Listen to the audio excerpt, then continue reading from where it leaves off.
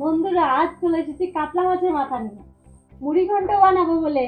তাহলে চলুন ঝটপট বানিয়ে নেওয়া যাক। প্রথমে মাথাটাকে কিছুটা নুন, কিছুটা হলুদ, কিছুটা লঙ্কার গুঁড়ো দিয়ে মাখিয়ে নেব।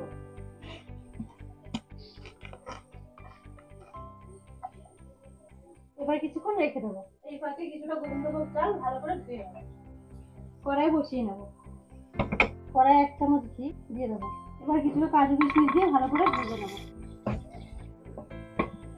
ভাজা হয়ে গেছে, এবার ধুয়ে রাখা গোবিন্দভোগ চালটা দিয়ে দেবো। এবার 2-3 মিনিট নেড়ে চেড়ে ভালোভাবে ভেজে নেব। ভাজা হয়ে গেছে, নামিয়ে নেব। এবার কড়াই তেল দিয়ে নুন হলুদ মাখানো মাছটাকে দিয়ে দেবো। উল্টে দেবো। লাল লাল করে ভাজা হয়ে গেছে, তুলে নেব।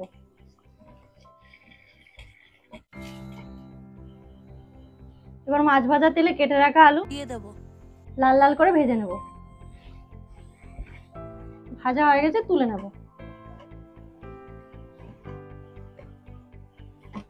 এবার কিছুটা তেল নিয়ে নেব। কিছু শুকনো লঙ্কা, কিছু তেজপাতা, দারচিনি, এলাচ, লবঙ্গ, কিছুটা গোটা জিরে আর সামান্য জিরে গুঁড়ো দিয়ে ভালো করে নেড়ে চেড়ে নেব। এবার এতে কিছুটা কুচিয়ে রাখা পেঁয়াজ দিয়ে দেবো। পেঁয়াজগুলো লাল হয়ে আসলে এর মধ্যে কিছুটা আদা রসুন বাটা, পরিমাণ মতো নুন, লঙ্কার গুঁড়ো, হলুদ গুঁড়ো, ধনিয়া গুঁড়ো আর কালার হওয়ার জন্য কিছুটা কাশ্মীরি লঙ্কা গুঁড়ো আর সামান্য টমেটো কুচি দিয়ে ভালো করে নেড়ে চেড়ে মশলাগুলোকে কষিয়ে নেব। মশলা থেকে তেল ছেড়ে দিয়েছে, এবার এর মধ্যে ভেজে রাখা আলু, ভেজে রাখা মাছের মাথা দিয়ে দেবো। ভালোভাবে 5 মিনিট কষিয়ে নেব। কষানো হয়ে গেছে, এবার এতে ভেজে রাখা গোবিন্দভোগ চাল আর কয়েকটা কাঁচা লঙ্কা, সামান্য নুন দিয়ে আবার 2 মিনিট কষিয়ে নেব।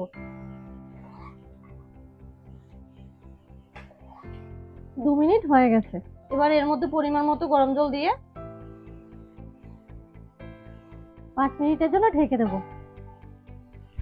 মা মা শোনো না, তুমি কি রান্না করছো?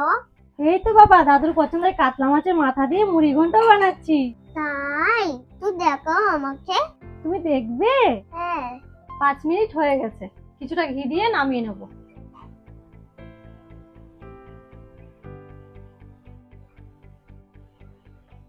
এই দেখো সোনামা মুড়ি ঘন্ট।